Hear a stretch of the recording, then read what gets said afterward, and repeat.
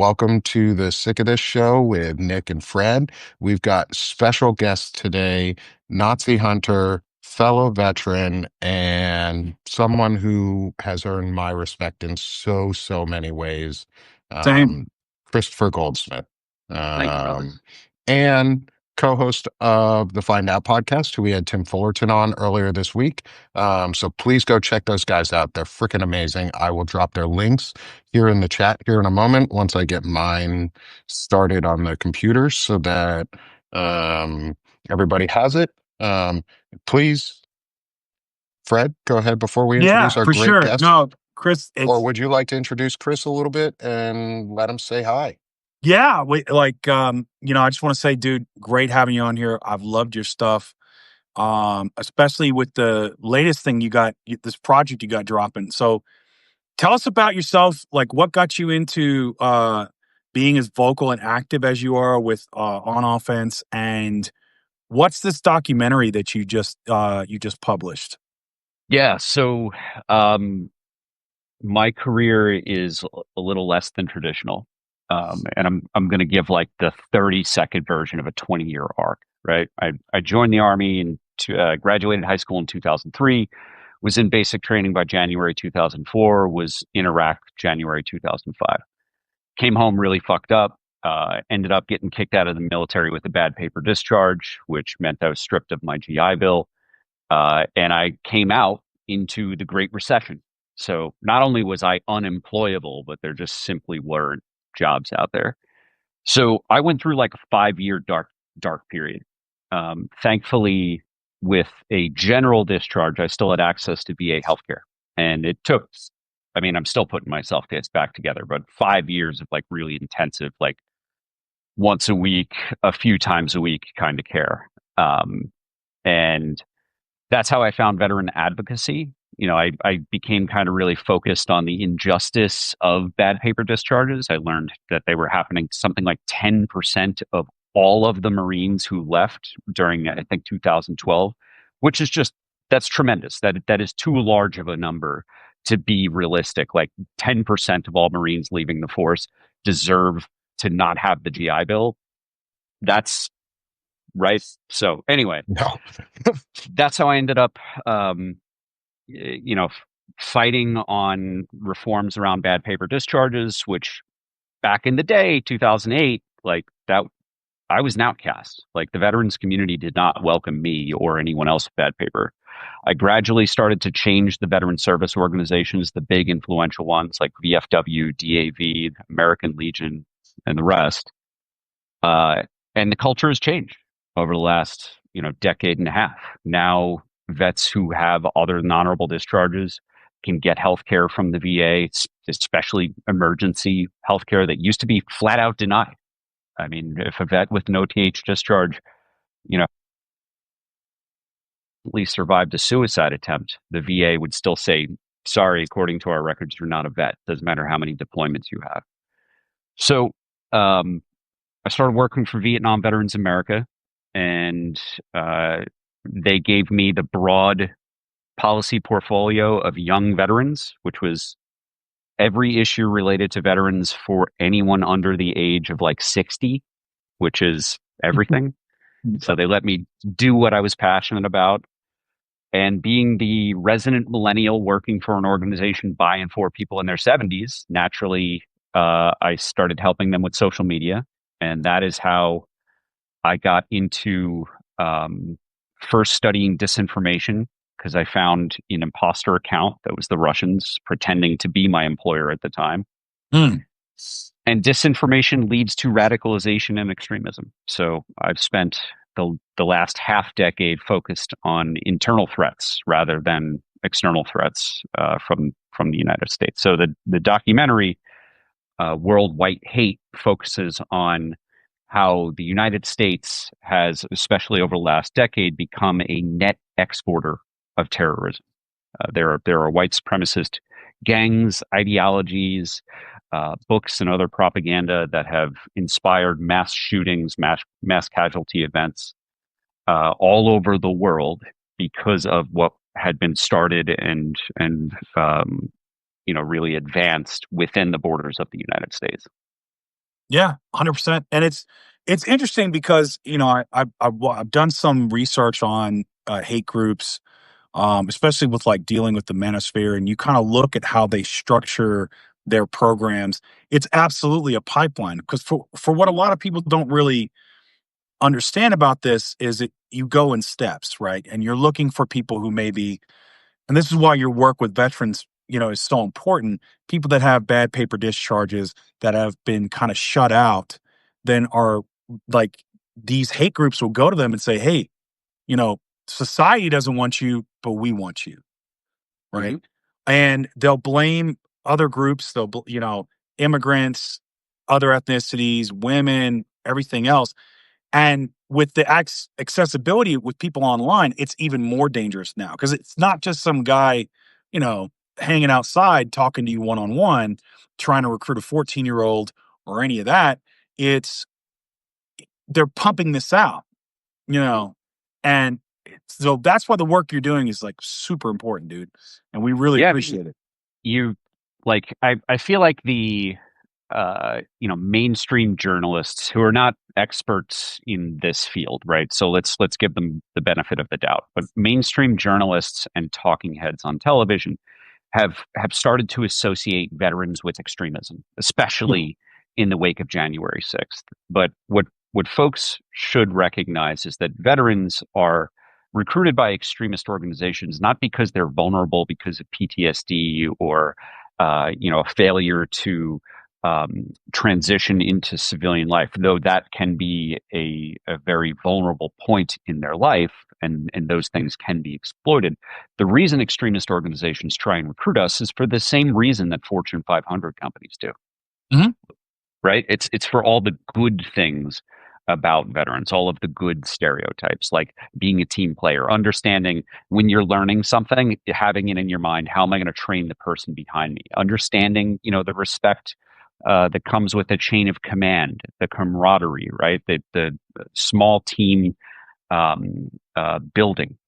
Mhm. Those are the things that extremists want to exploit most, and the brand, right? The Yeah. veteran brand that uh, that I have built my career on, right? The reason I'm doing this interview, the reason that people read my Substack is because I'm a veteran and I'm sharing the veteran experience. 100%. Yeah, exactly. So I wanted to actually ask on that veteran experience because we're all vets here. I'm an Army vet. Chris is an Army vet. Fred's a Marine vet who likes his navy blue crayons. Sorry, you get me Yeah, I mean, confused all the time with the what would navy. you the best crayons to eat are navy blue, bro. You Oh know. yeah, absolutely. Um, is how can we help create, because you're part of what I'm trying to describe as the new manosphere. Mhm. Is it's a manosphere that's not toxic. It's we're promoting like actual good values and manhood and manliness that aren't about abuse. What can we do as part of that new group of white dudes who are coming out of the woodwork to talk about this? And as veterans, what can we do to more take back that that narrative? Yeah, I remember, uh, over a year ago, when Harris first became the nominee, and we saw the group pop up, White Dudes for Harris. And I remember seeing that, and I was like, "Ooh, I don't know, man. Like that feels like a bad idea. Like it feels like the left is going to jump all over that and call these guys misogynists and white supremacists, and all that shit." But I think that the organization and the organizers behind it very quickly showed that we speaking as white dudes who were for Harris, we recognize that our identity comes with privilege that we can wield for good, right? We have I think culturally, at least on the left, we have, for better or worse, come to realize that we need to take a step back. People who look like me need to get out of the front of the room, sit in the back and listen.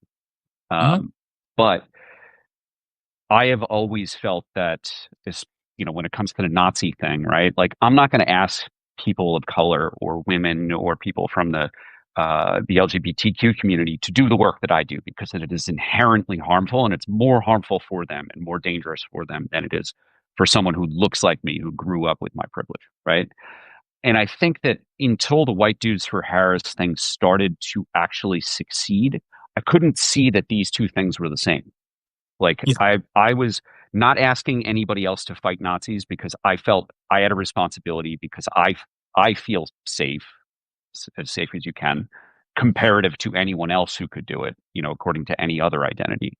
Yeah. And I started to realize, look, with all of the racism and sexism that exists in our politics and that is part of the MAGA brand, it's going to take people like us, people who look like us, to stand in the breach, to take the heat, to throw the punches, so that other people who've been working their fucking asses off and getting their lives threatened just for posting on Twitter for the last 15 fucking years, so that they can relax, that they can recuperate, right? That they can take a fucking break, because they haven't been able to.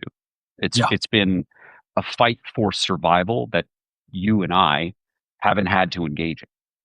Right. Yeah. 100%. Yeah. And it's interesting that you say that. So I wanted, because I know a lot about the work you do. I follow a lot of the stuff you do. One, I didn't get to thank Fred on our show yesterday, but thank you for the work that you guys are doing for veterans, about stopping the losses at the VA. It inspired 3 of my poems about it, because you basically prevented me from losing my healthcare more. Um, and so for those who might not know, I'm a disabled veteran. I use the VA. It's my only source of healthcare for myself. Same. Like I don't have a secondary source of healthcare. I lost my job a month ago. I'm working on doing other jobs, but you can't get healthcare privately cheap, especially not for a family. So I'm lucky I'm a disabled veteran. And I say that as in, I'm lucky that I have a hospital I can go to for ER care whenever I need to.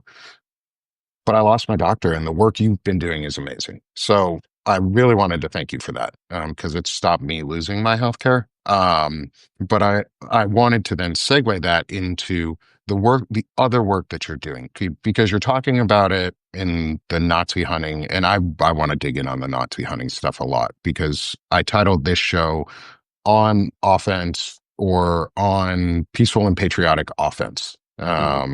Because Fred Wellman talks about it a lot. You talk about it a lot. Ken Harbaugh talks about it. All of the veterans talk about it, is peaceful and patriotic. And you do Task Force Butler. You have this other side too, outside of the Find Out podcast, but I think it ties intrinsically together now in the goal, in like the end goal is to rid ourselves of the hate and the fascism and the white supremacy. Can you talk a little bit more about Task Force Butler and maybe ways people can get more involved with you? Because our audience is hungry for action and what they can do.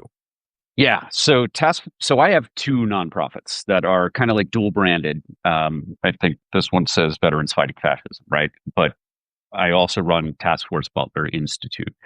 Both are 501c3s.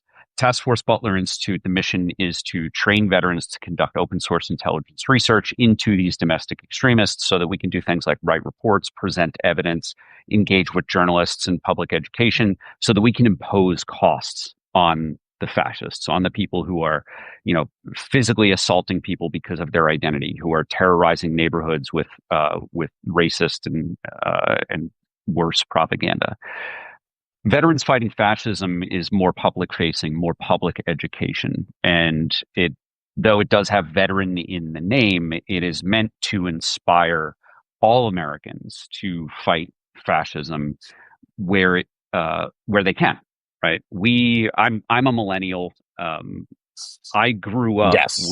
with the internet, right? And I think that our generation has been so focused because of, even the early days of Facebook and Twitter. We've been so focused on what happens in Washington, D.C. We forget that politics matters most where you can impact it. And that's in your own backyard. That's your school board, right? That's your town council. That is the place where book bans are happening. That is the place where, redlining in its most modern form is basically permissible. And that is where you as individual Americans can fight back. So Veterans Fighting Fascism, our big project on that side is the Anti-Fascist Book Club. It is a way to give people an excuse give people the tools to create a third place, right? Outside of home and outside of work, so that people can meet, build trust together, and literally fight fascism in their own backyards. So for folks who want to get more involved with Task Force Butler, I wish that I had a way I for dropped that the to link happen. for you already too. Yeah. So we just don't have the money for staff. We don't have the money for training. We don't have the money for volunteer coordination, right? I have people reach out to me saying all the time, I just want to work for you for free.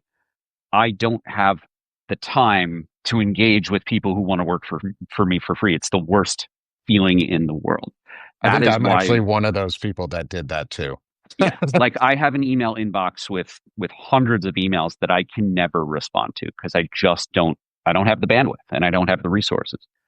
So that is why we created Veterans Fighting Fascism, because this is work that everyone can do. And if you want to take your anti-fascist book club and hunt Nazis, you go to taskforcebutler.org, you look for our resources tab, and we have instruction manuals on how you can do this locally, on how you can.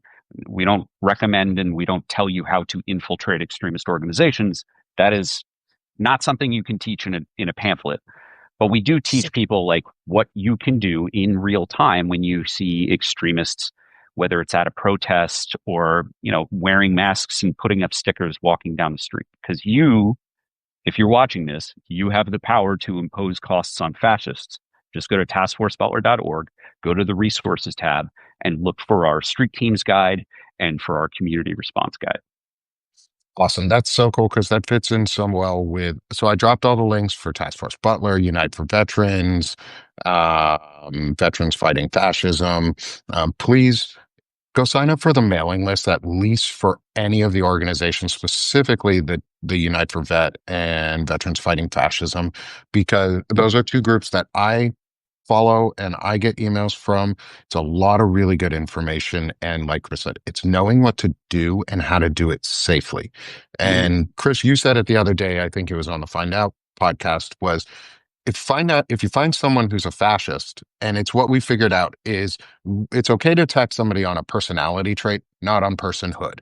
Personality trait is fascism. You're a dick and a bigot and a Nazi because you're a fascist. Like, I'm going to attack you every single day, and I'm going to drop, like you said, drop a Google Maps pin on their house, quarter-mile radius, and drop off pamphlets or just pictures and a quote of what they said, and they will leave town very, very quickly. Yep. I know that's possibly a dangerous thing to do also, especially if you live in redder areas. If we were to do that or encourage behaviors like that, especially in, say, Arkansas, where I am, or Texas, where a lot of my viewers are out of, or even Florida, how do you recommend people safely do that? Yeah, use the mail. So first of all, you want to be sure that you are not breaking the law. Like none of the recommendations that are in any of our pamphlets recommend that anyone break the law. I am an anti-fascist. That doesn't mean that I'm, an activist out there like taking swings at people. We're pro-constitutional, pro-law and order here. That's our whole thing, is like we win on constitutionality. Exactly. So there are things now, when I say use the mail, like the way that I got Thomas Rousseau, the founder of Patriot Front, to leave his childhood home and to abandon it and to, have to set up a headquarters somewhere else, was I mailed to over 200 people a document that, didn't dox him, right, but identified him as someone who lives in the neighborhood. This is the car he drives, and this is what he's been up to, leading this fascist organization. And the reason that I sent that mailer out, again, using the mail, not communicating a threat, not engaging in any harassment, not encouraging any harassment, was because he had people of color living in that neighborhood. Neighbors who saw, that red car driving down the street when their kids are playing in the street ought to know that a Nazi's driving, because that's a safety issue, right? Yeah. So I think that people, when they want to get involved in something like this, you're going to have, especially if you're in a group, you're going to have the good idea fairies who are going to come in and you're going to amp each other up, right? But you need to write it down and read it and look at it and say, am I going too far? Am I breaking the law? And if the answer is yes to either of those questions, you cross that out and you start planning again. Good. Thank you for that and this, really good info. Yeah, go I ahead, mean, Fred. and this kind of brings up an interesting point, because there's this, well, fascism is very dangerous and it is on the rise. Most to this point, and why this is effective with the mail, most of your neighbors, most people are good people. Mhm. And that's why we're seeing this trend of these change in the polls with immigration, which was Trump's strongest, but now it's its weakest. One of his weaker points is because you're seeing ICE, you're seeing actual fascistic tactics. They're not identifying themselves as law enforcement, which I don't think they are. I think they're bounty hunters. They're not operating under the color of law. They're they're snatching people off the streets and at their court hearings. And people are seeing this and going, wait a minute, no, this is one I signed up for. And that's why this tactic of use the mail, I think, is very effective, because you're letting them know, hey, this guy's an actual fascist. It's not this isn't a slur. This isn't hyperbole that I'm using. This guy's an actual fascist and he's living near you. And that, I think, for a lot of people really hits home. And they're like, man, I don't want fascists living near me. I'm like, Yeah. no. They need to go. They need to move. So, yeah, one of the important pieces of this story is I didn't just, send out letters with my own writing in it. I printed out 200 plus copies of a BuzzFeed article that documented my infiltration of Patriot Front. Right. So there was the third party involved. There was verified, vetted facts. It wasn't just my feelings. It wasn't just the evidence that I discovered. I worked with journalists so that they could publish their story, and then I used that story for action. And this is the same type of thing that I use in veteran advocacy. When I'm trying to get a law passed on bad paper discharge or something like that, I tell my story to a local journalist about how tough it was getting kicked out of the military and all of the terrible things that happened to me, right? I tell a compelling personal story.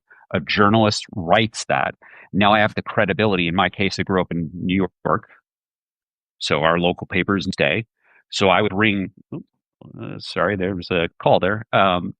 So I would bring the news day to my local representative, to my senator's office, because that lends credibility to anything that you're doing. Like personal testimony can be impactful to a staffer that you meet in a congressional office, but it carries a lot more weight when that personal story is transmitted by and through a journalist. 100%, man. Yeah. I mean, and that's really, it's really about you I'm sorry, I'm getting tongue tied. When I was in a political organizer for Obama back in 2012, the thing you gotta is you make politics personal, right? Mm-hmm. I can spit facts and figures at you all day. I can say, oh, the unemployment rate is this and unemployment rate is that, blah, blah, blah.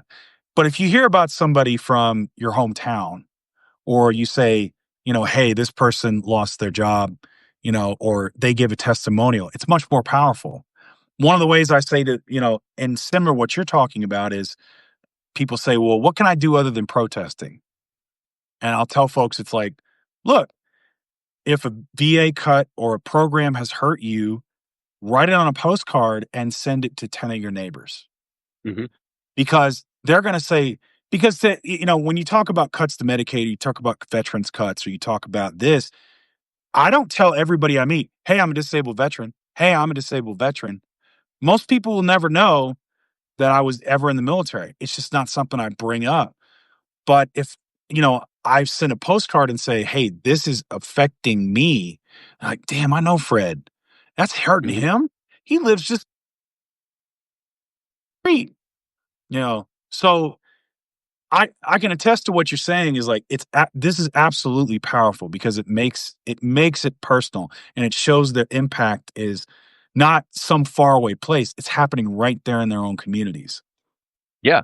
Yeah. And, I think that we, again, going back to recognizing and leveraging privilege for good, when one of us steps up, uh, one of the reasons that extremists and JP Morgan Chase want to attract veterans to their organizations is because when we change a veteran's mind, they are more likely than any other um, constituency within the United States to change the mind of the people around them.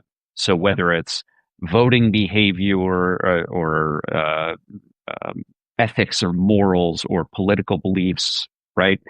If you can change a veteran's mind and that veteran stands up as an example in their community, people are more likely to follow that veteran or feel they have the top cover that they need to go with them, right? So uh, it is, again, we're taking some of the terrible veteran stereotypes that have permeated our country really since Vietnam, I think, and we're helping people understand that sometimes you're just interpreting these negative stereotypes the wrong way, right? Yeah. Okay.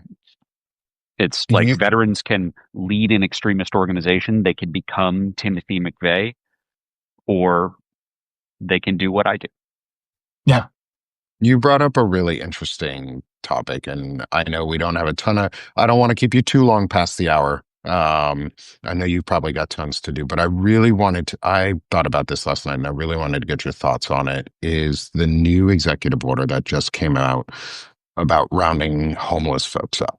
And I wanted to get your thoughts on how that's going to impact the veteran community, because I know that a lot of the homeless population are Vietnam vets, post 9/11 vets, Desert Storm vets, and people aren't talking about that. So I'd love to Yeah. get your thoughts on that. Yeah, I mean, we're talking about criminalizing homelessness, but we're not criminalizing, you know, and excuse me, at the same time, the Trump administration is doing things like pardoning banks and throwing out deals, even with like Navy Fed, that defrauded service members and veterans of over $80 million. The Trump administration is like, oh, instead of giving that money back to veterans and active duty service members, the Trump administration is like, nah, fuck that. Right? It is crazy to me that the Trump administration is at the same time saying, big banks, if you want to defraud service members and veterans, go ahead. Go ahead. And if those veterans end up on the street because a bank defrauded them, we're going to criminalize that. We're going to throw them in jail, or we're going to involuntarily commit them. And that is the key thing about this new, anti-homelessness executive order. It is the idea that the government is going to be more empowered than it already is, not just to simply detain people without any charges, but to declare someone as mentally ill and to just, without any due process, put them away. And that is a dream that Donald Trump has had for decades, and it's finally come true with this executive order. Yep. How do you think this might impact veterans going to the VA to get mental health care? Because I go to the VA for my mental health, and I know it gets recorded. It gets put into my file and it gets stored. I'm not afraid to go to the VA for my mental health because I'm this. I look fine. In their eyes. I'm married. I'm everything that they could think of as like a normal, good veteran, or normal Christo-fascist veteran. I even have Jewish on my thing, so I'm probably even safer, until they send me to Israel. But how do you feel? How do you feel these impacts may affect going to the VA for mental health? Yeah, the Trump administration has eroded trust that has been continuously built since really 2014. I think was the Phoenix VA scandal under Obama. Now the VA.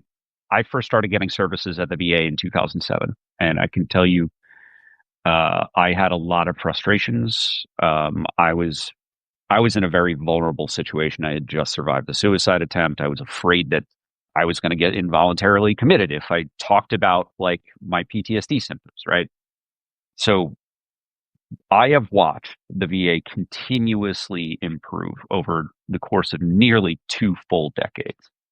More damage has been done to the VA's um, reputation among its veteran patients over the last 7 months than at any point that I have seen.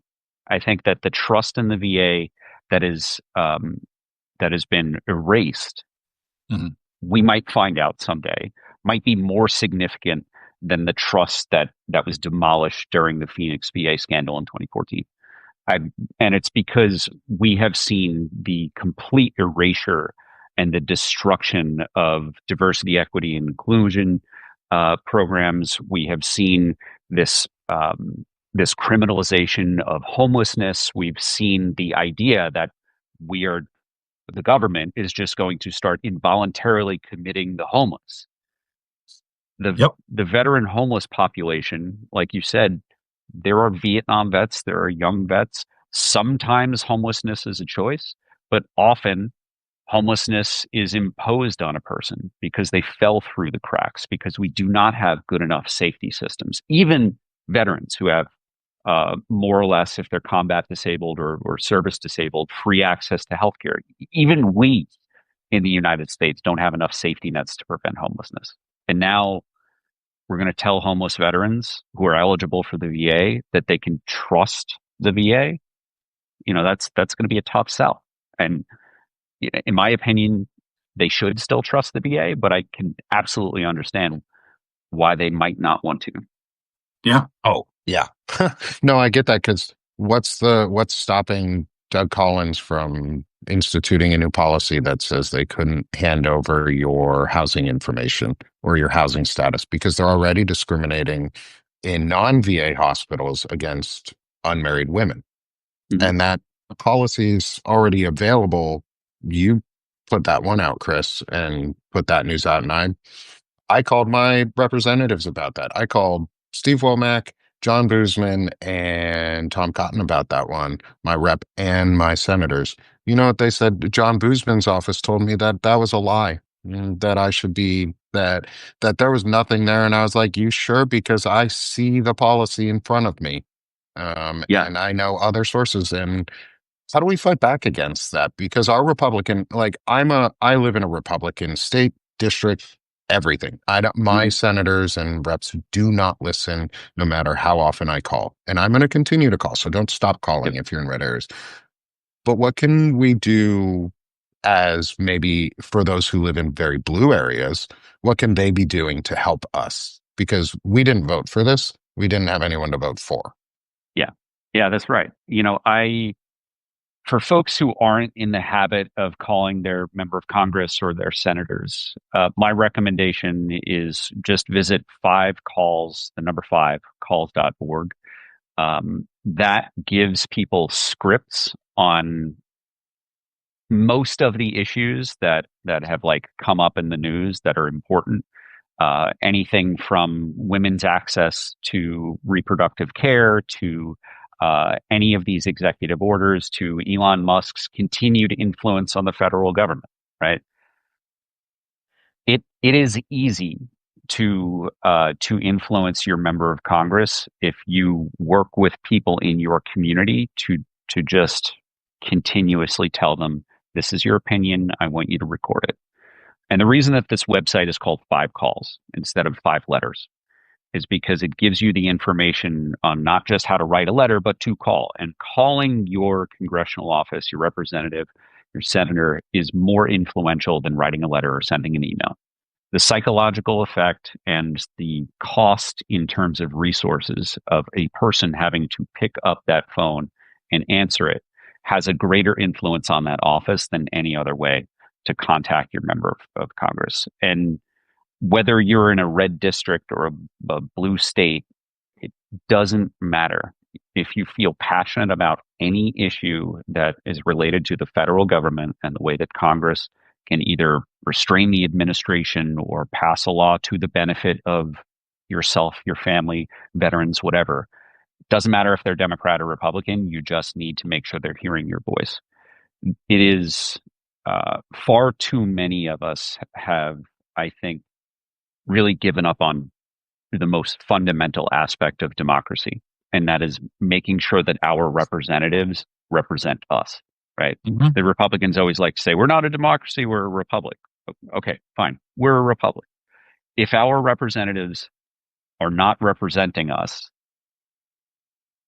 like the American experiment is failing.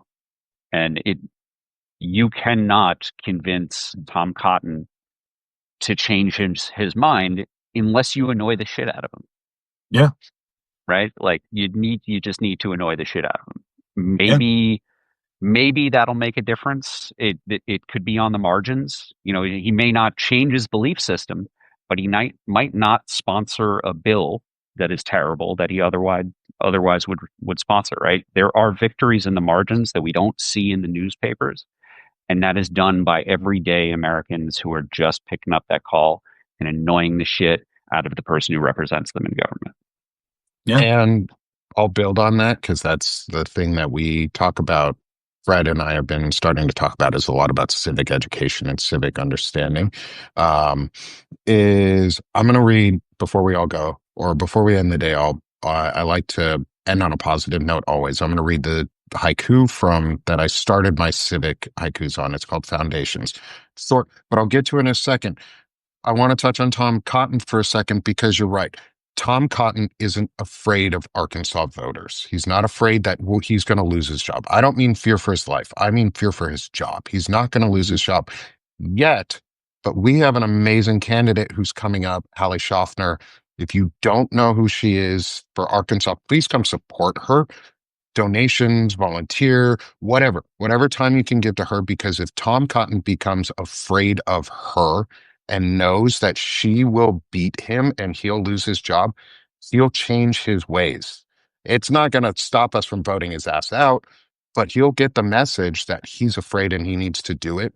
So make your representatives, especially the red ones, and your senators afraid that they'll lose their jobs. So this ties into the haiku for today, which is foundations. So here you go. Civic foundation, tend her soil, prune our tree. New growth springs from care.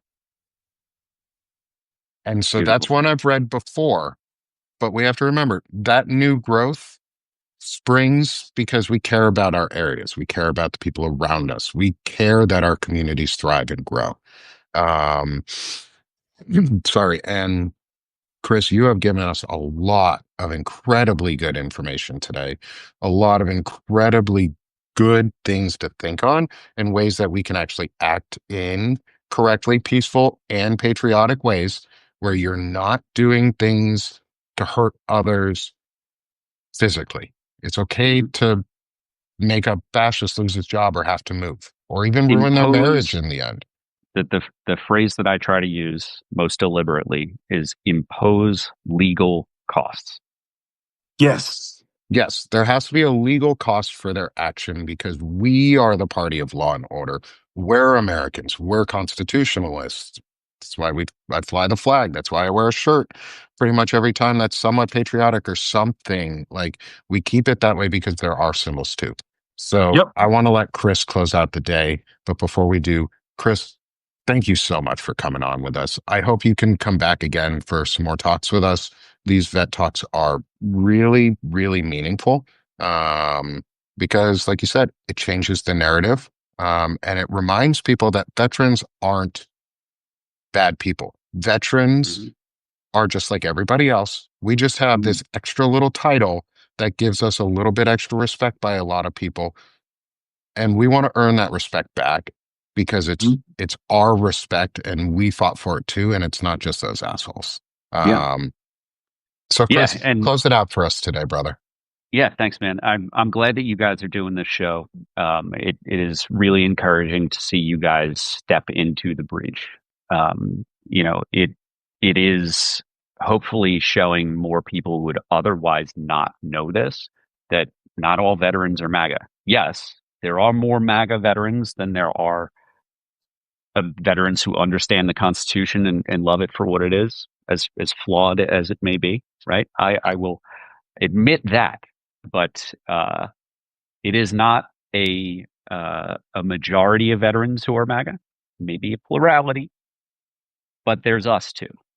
Right. So I'm glad you guys are out here showing folks that there are actual real patriots and that the American flag should not be associated with things like January 6th and the insurrection.